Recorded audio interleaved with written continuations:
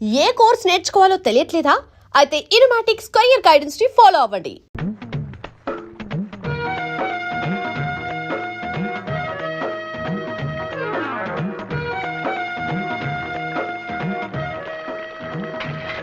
నీకులా బిందె పెట్టడం చేత కాక మేము లైన్ లో నిలబడింది బిందెని చేయను ఏం చేస్తావు? చాలా ఓవర్ అవుతుంది. అదండి ఏది తీ చూద్దాం. ఏటే చూసేది?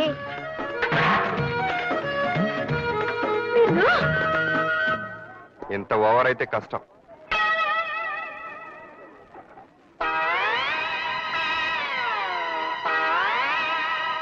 ఏంటి తెగ ఊగిపోతున్నావు?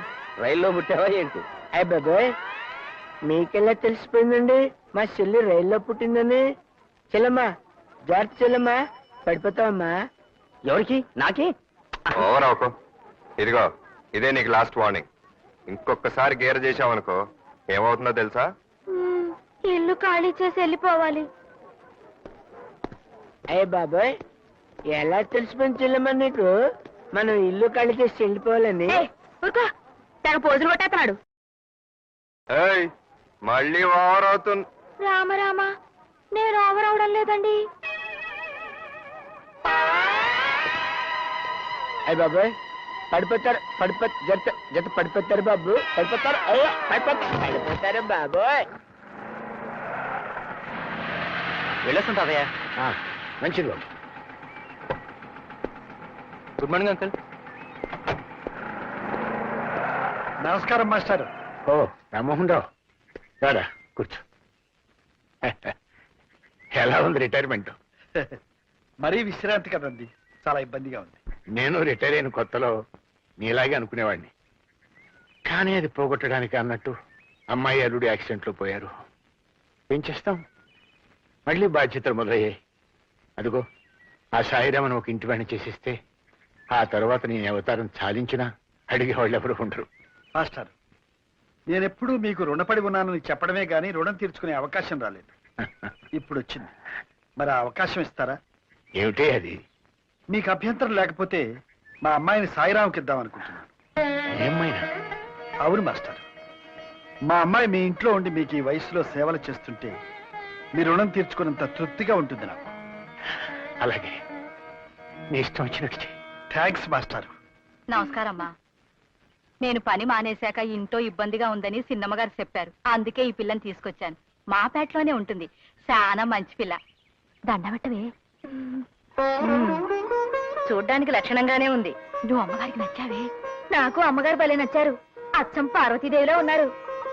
జీతం ఎంత కావాలి? ఊరుకోండమ్మా, మీ మొహం చూస్తే జీతమా బతమా ఏమీ లేకుండా ఉండాలనిపిస్తుంది బతుకంతా. బాగానే మాటలు నేర్చావు. పద లోపలికి. అమ్మగారు, కుడికాలు పెట్టాలా ఎడంకాలు పెట్టాలా? నువ్వేమీ కోడరికానికి రావడం లేదు, ఏదో ఒక కాలు పెట్టు. ఎందుకైనా మంచిది, కుడికాలే పెడతాను. నువ్వు వెళ్ళు. ఇదిగో 2 కిలోల బియ్యం, 1/2 కిలో మంచి నూనె, 1/2 కిలో పెసరపప్పు అర్జెంటుగా కట్టు. అవతల ఎసరు మరిగిపోతుంది.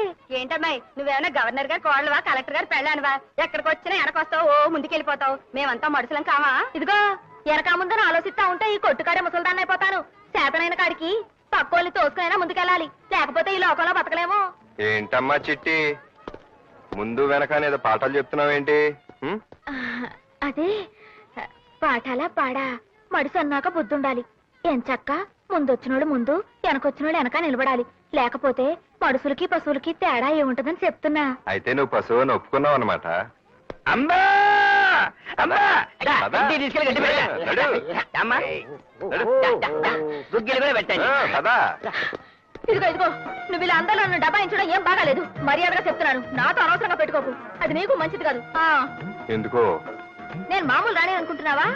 మహారాణిని. జడ్జి రామ్మోహన్ రావు గారింట్లో పని కుదిరాను. జడ్జి అంటే మామూలు జడ్జి అనుకున్నావా?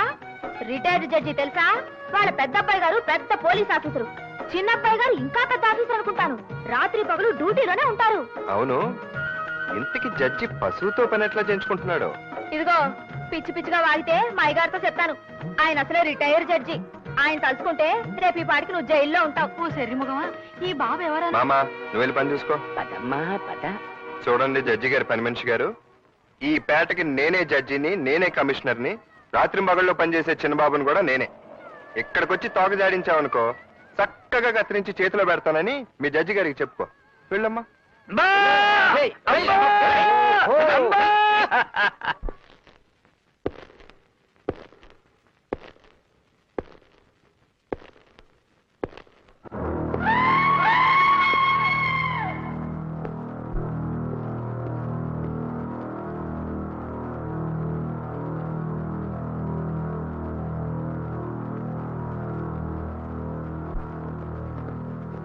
వెళ్ళొస్తాను డాడీ.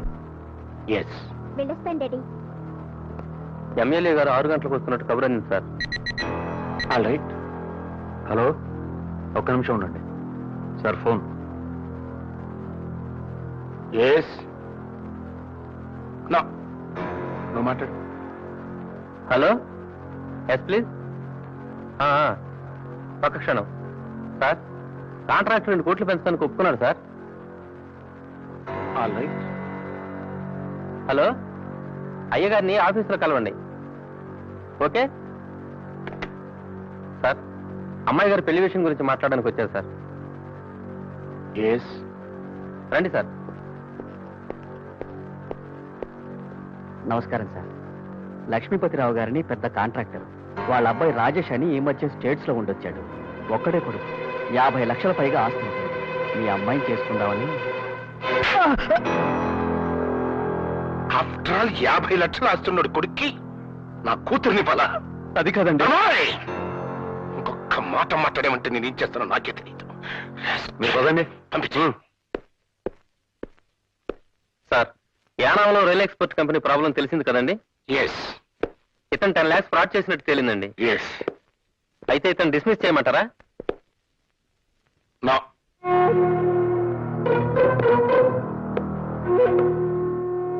నా కంపెనీలో ఏ ఎంప్లాయీకి డిస్మిసల్ ఉండదు. చచ్చేదాకా సవ్యంగా ఉద్యోగం చేయటం, సవ్యంగా లేకపోతే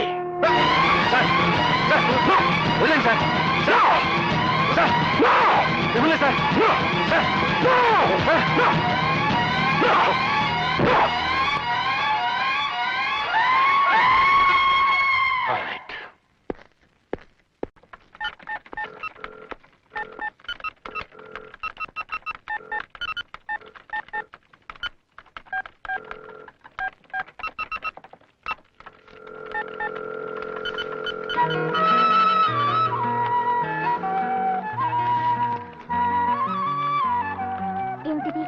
లవ్ మ్యారేజ్. నా ప్రేమ సామ్రాజ్యానికి రాజధాని స్వాతి. చెల్లెమ్మా, జాగ్రత్త చెల్లెమ్మా, పడిపోతావమ్మా. ఏంటి పడిపోయేది నీ మొఖం? అయ్య బాబోయ్, ఇది నా మొహం అని నీకెలా తెలిసిపోయింది చెల్లెమ్మా? చెల్లెమ్మా, నా మొహం మామూలు మొహంలా ఉందా? 7 మొహంలో అలాగా చెల్లెమ్మా? ఏమైంది? ఏమైందంటావేంటమ్మా? కోర్టు నుంచి సమన్లు వచ్చాయమ్మా. నన్ను పోలీసులు జైల్లో పెట్టేశారు చెల్లెమ్మా. బాబు, మీరే రక్షించాలి తండ్రి. బాబు, మీరే రక్షించాలి తండ్రి. అయ్య బాబోయ్, నా గొంతు నాకేం పడుతుందండి బాబు. మీరే రక్షించాలి తండ్రా, మీరే రక్షించాలి తండ్రా. చూసారా, నా గొంతు నాకేం పడుతుంది బాబు. మీరే రక్షించాలండి. ఏమైంది? ఏదో అయిందిలే.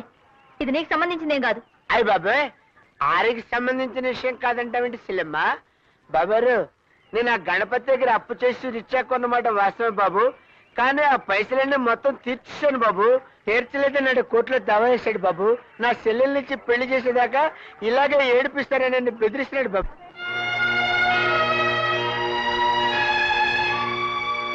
గణపతిని లారీని తీసుకురండి.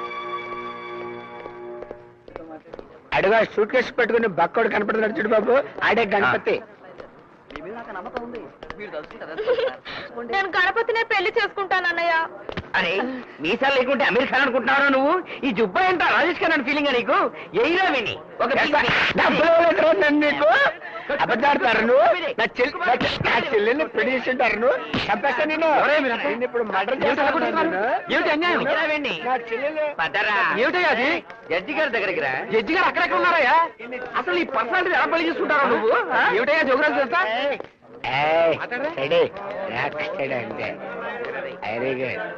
ఏమిటి ఇదంతా? జడ్జి గారు అన్నారు అక్కడ. ఈ జోగిరాజ్కి గణపతికి గొడవ ఏంటండి? ఆ లావాదేవీలు మీకు ఎందుకు బాబు? నాకు కావాలి బాబు. జోగిరాజు అప్పు తీర్చేసినా తీర్చలేదంటున్నాడు ఈ గణపతి. ఎందుకు? ఇతని చెల్లెల్నిచ్చి అతనికి పెళ్లి చేయలేదు కనుక. అవునా? ఇంతకీ మీరు చెప్పేదేమిటి? ఏం లేదు, ఈ కేసు ఇక్కడే ఇప్పుడే పరిష్కారం కావాలి. అదేం కుదరదు. కుదురుద్ది. మీరు ఇక్కడ లాయర్ కాదు, సాక్షి. గణపతి మీతో జోగిరాజు అప్పు తీర్చాడని చెప్పాడా, లేదు తీర్చలేదని చెప్పాడా? నిజంగానే తీర్చలేదని వాదించమన్నాడు. అప్పు తీర్చాడా లేదా చెప్పు.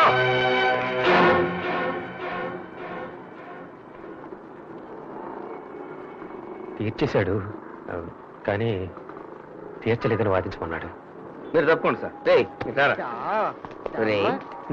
జుబ్బా ఎందుకు రే? ఆ పేపర్లు తీసారా? నీ జుబ్బా నువ్వు నీ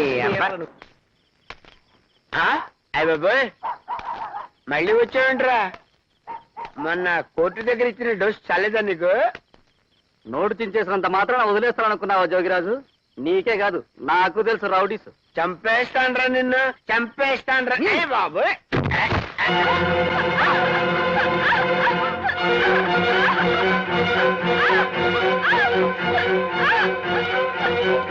రేయ్, ఏంట్రా? ఏయ్,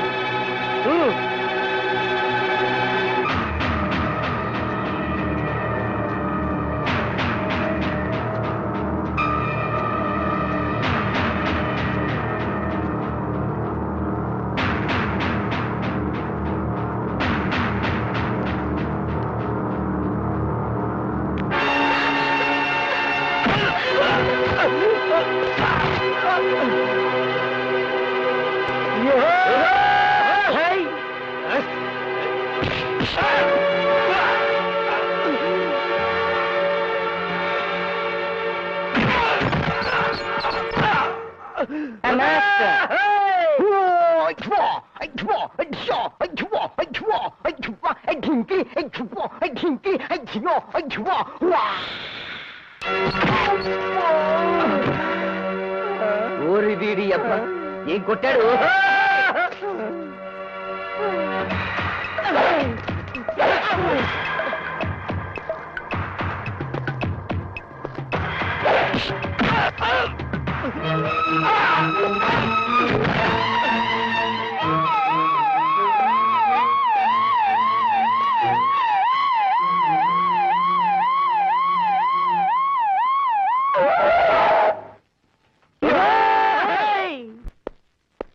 బాబాయ్ ఈ రోజుతో నీ పని అయిపోయింది. కోర్టుకెళ్ళి ఏదో గొడవ చేశాక తాతయ్యకి లాయర్ నుంచి ఫోన్ వచ్చింది. అప్పటి నుంచి చాలా కోపంగా ఉన్నారు. ఓ పని చేయి బాబాయ్, నీ సామాన్లని సంచిలో వేసుకుని క్యాంప్ ఎత్తి. క్యాంప్ ఎత్తాల్సిన కరం నాకేం పట్టిందిరా? చదివించాలే పద్ధతి. ఏంటమ్మా నాన్నగారికి నా మీద కోపంగా ఉందంట? నేనేం తప్పు చేశాను చెప్పు? తప్పుడు కేసు గెలిపించి పేదోళ్ళకి అన్యాయం చెప్పితే జడిపించి న్యాయం జరిగేలా చూశాను. అది తప్ప? ప్రతిదానికి నా మూలంగా పరువు పోతుందంటారేంటి? అయినా ఆ జడ్జి గారితో ఇంట్లో కూర్చుని తీర్పులు ఇచ్చి శిక్షలు ఇద్దని చెప్పు. బోరు కొడతాను. అయిపోయావు, తాతయ్య వచ్చాడు. జరిగింది మంచి పని, కానీ అది నువ్వు చేయాల్సిన పని కాదు, లాయర్లు చేయాల్సిన పని. అర్థమైందా? తప్పకుండా అమ్మా, తప్పండి. రామా రాణి, రా రా రా రా, తప్పండి.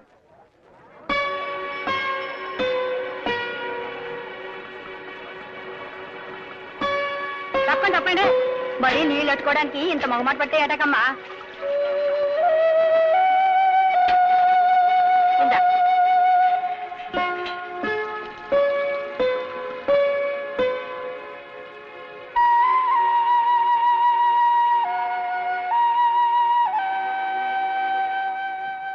ఏంటి బామ్మా, నేను ఎక్కడికి వెళ్తే అక్కడ నాకు మర్యాదలు చేస్తున్నారు, ఆఖరికి నువ్వు కూడా.